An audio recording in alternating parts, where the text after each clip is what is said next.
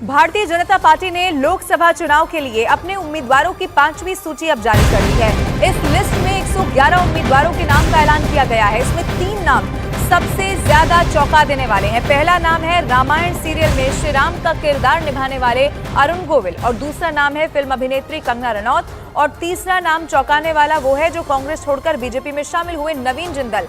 इस बार बीजेपी के election campaign में अयोध्या में रामलला की प्राण प्रतिष्ठा सबसे बड़ा मुद्दा है। इसी के साथ आपको बता दें, बीजेपी ने टीवी के राम अरुण गोविल को भी चुनाव के मैदान में उतार दिया है। बीजेपी में शामिल होने के महज घंटे भर के बाद ही कुरुक्षेत्र से नवीन जिंदल के नाम का ऐलान हो गया, जबकि लिस्ट में कंगना रनौत के नाम ने भी सभी को चौंका दिया है। कंगना रनौत को बीजेपी ने हिमाचल प्रदेश की मंडी सीट से प्रत्याशी बनाया। वहीं जेएमएम नेता और हेमंत सोरेन की भाभी सीता सोरेन को भी बीजेपी ने दुमका से प्रत्याशी बना दिया। सीता सोरेन हाल ही में भारतीय जनता पार्टी में शामिल हुई थी और बीजेपी से टिकट मिलने के बाद कंगना रनौत ने ट्वीट किया और आगे ये लिखा, मेरे प्यारे भारत और भारतीय जनता की अपनी पार्टी, बीजेपी को मेरा हमेशा बिना शर्त के समर्थन रहा है। आज बीजेपी के राष्ट्रीय नेतृत्व ने मुझे मेरे जन्म स्थान हिमाचल प्रदेश मंडी सीट से अपना लोकसभा उम्मीदवार घोषित कर दिया है।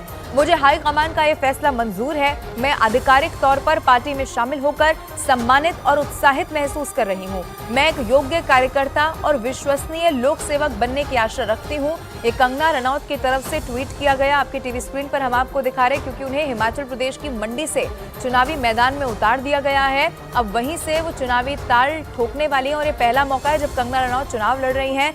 अब उनकी तरफ से ये भी लिखा गया कि बीजेपी को हमेशा से ऐसा ही समर्थन रहा है मेरा। वहीं दूसरी तरफ आप देखेंगे तो हरियाणा के कुरुक्षेत्र से टिकट मिलने पर नवीन जिंदल ने भी रिएक्शन दिया है। उनकी तरफ से कहा गया है कि उनके लिए ये बहुत महत्वपूर्ण दिन है, क्योंकि वो बीजेपी में शामिल हुए हैं और बीजेपी ने उन्हें कुरुक्षेत्र से लोकसभा चुनाव लड़ने की जिम्मेदारी भी सौंप दी है। और ये नाम भी मैं आपको बता दूं चौंका देने वाला था जब लिस्ट यहाँ पर सामने आई। नवीन जिंदल जो घंटे भर पहले बीजेपी का दामन थामते हैं और उसके बाद लिस्ट में उनका नाम सामने आ जाता है कि कुरुक्षेत्र से उन्हें चुनाव लड़वाया जा रहा है।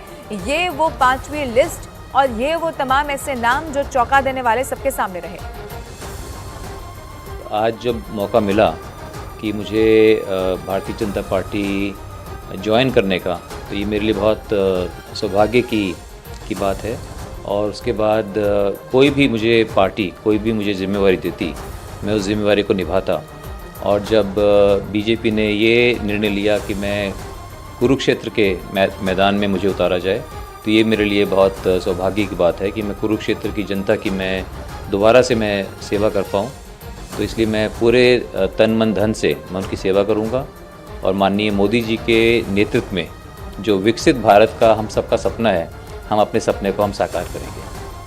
और भारतीय जनता पार्टी की 5वीं सूची में 17 राज्यों की 111 सीटों पर उम्मीदवारों के नाम का ऐलान कर दिया गया है, जिनमें मैं आपको बता दूं सबसे ज्यादा 19 प्रत्याशी पश्चिम बंगाल के हैं। ये आप देख लीजिए, पश्चिम बंगाल से ऐसे 19 उम्मीदवार हैं, झारखंड से 3, महाराष्ट्र से 3, हिमाचल प्रदेश से 2 नाम इसमें सामने रखे गए हैं, तेलंगाना से भी। ये वो सूची 111 सीट की इस वक्त आपकी टीवी स्क्रीन पर कहां से कितने, गुजरात के आप देखेंगे 6 उम्मीदवार हैं, हरियाणा, कर्नाटक, इसके अलावा केरल के 4 उम्मीदवार, झारखंड और महाराष्ट्र के 3 उम्मीदवार, हिमाचल तेलंगाना के 2, गोवा मिजोरम सिक्किम के 1 उम्मीदवारों के नाम इस 111 सीट की जो लिस्ट सामने आई है उसमें शामिल दिखाई दे रहे हैं। और बिहार में बीजेपी ने एनडीए के तहत अपने हिस्से की 17 सीटों पर उम्मीदवारों की घोषणा कर दी है, जिसमें से बक्सर से सांसद अश्विनी चौबे, सासाराम से सांसद छेदी पासवान और मुजफ्फरपुर के सांसद अजय निषाद का टिकट अब कट गया है। खास बात यह है कि इस बार बीजेपी ने बिहार में किसी भी महिला प्रत्याशी को टिकट नहीं दिया है, जबकि सवर्णों पर सबसे ज्यादा भरोसा जाहिर किया गया है। जिन मौजूदा सांसदों पर बीजेपी ने फिर से भरोसा जताया उनमें गिरिराज सिंह है, रविशंकर प्रसाद, संजय जायसवाल, राधा मोहन सिंह, अशोक यादव, प्रदीप सिंह, गोपाल जी ठाकुर, जनार्दन सिग्रीवाल, राजीव प्रताप रूडी, नित्यानंद राय, रामकृपाल यादव, आर.के. सिंह और सुशील सिंह का नाम शामिल है। पटना साहिब से दोबारा टिकट मिलने पर बीजेपी के वरिष्ठ नेता रविशंकर प्रसाद ने कहा कि उन पर भरोसा जताने के लिए वो पार्टी नेतृत्व के आभारी हैं। के प्रति अपनी कृतज्ञता ज्ञापित करता हूं कि पार्टी के द्वारा मुझे पटना साहिब लोकसभा क्षेत्र से दोबारा उम्मीदवार बनाया गया है। सभी वरिष्ठों का हृदय से अपनी कृतज्ञता देता हूं कि उन्होंने ये दायित्व मुझे दिया है। पिछले 10 साल में मोदी जी की अगुवाई में भारत बहुत आगे बढ़ा है और अब 2047 तक विकसित भारत के लक्ष्य को हमें प्राप्त करना है। 5वीं लिस्ट के साथ बीजेपी ने उत्तर प्रदेश में अब तक कुल 63 सीटों पर अपने उम्मीदवारों की लिस्ट जारी कर दी है। इस बार बीजेपी ने पीलीभीत से वरुण गांधी का टिकट काट दिया है। उनकी जगह इस बार जितिन प्रसाद को पीलीभीत से चुनावी मैदान में उतारा गया, जबकि वरुण गांधी की मां मेनका गांधी का नाम इस लिस्ट में है। मेनका गांधी यूपी के सुल्तानपुर से दावेदारी कर रही हैं। इस लिस्ट में यूपी की 13 सीटों पर उम्मीदवारों के नाम का ऐलान किया गया।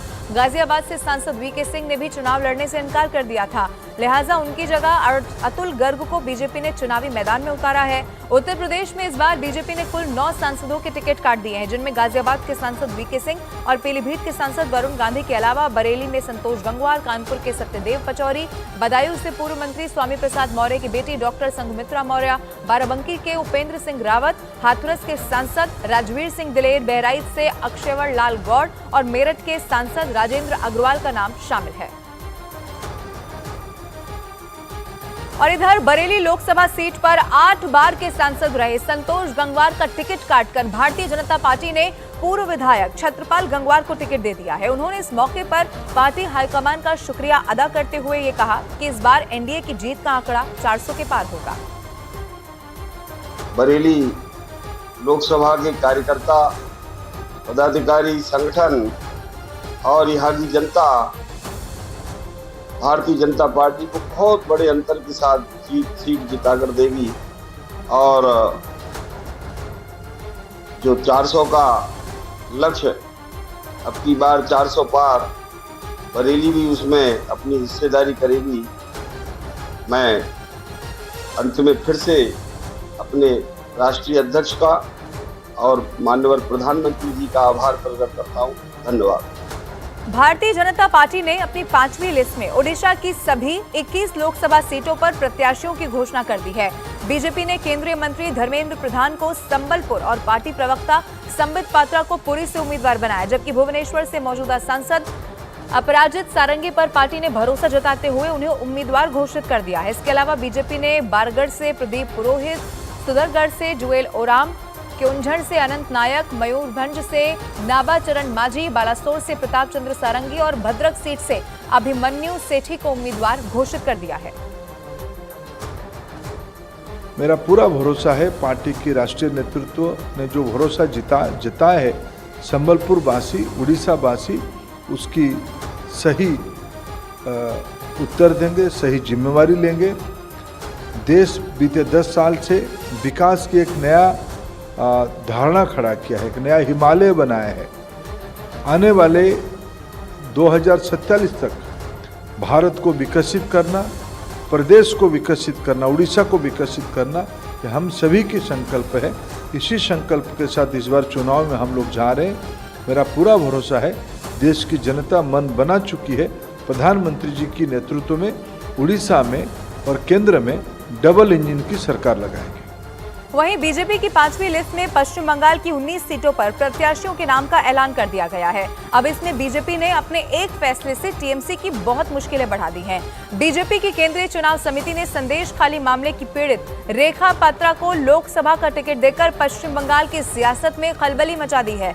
संदेश खाली मामले में यौन उत्पीड़न का केस दर्ज कराने वाली रेखा पात्रा को बीजेपी ने बसिरहाट से चुनावी मैदान में उतारा। पश्चिम बंगाल के चुनाव में इस बार संदेश खाली में महिलाओं के साथ हुई दरिंदगी सबसे बड़ा मुद्दा है। ऐसे में बीजेपी ने रेखा पात्रा को टिकट देकर टीएमसी के सामने एक बहुत बड़ी चुनौती पेश कर दी है। रेखा पात्रा ने बीजेपी से टिकट मिलने पर खुशी जाहिर की है। দেখুন, আমি প্রথমত বলবো মাননীয় নরেন্দ্র মোদীজিকে, ওনাকে অসংখ্য ধন্যবাদ। উনি আমার মতো একজন গ্রাম্য মহিলাকে প্রার্থী করার জন্য আর এই সন্দেশখালী বসিরহাট জেলার মা বোনেদের পাশে দাঁড়ানোর জন্য আমি সর্বদাই ওই মা বোনেদের পাশে থাকবো আর ওনাদের হয়ে আমি প্রতিবাদ করব।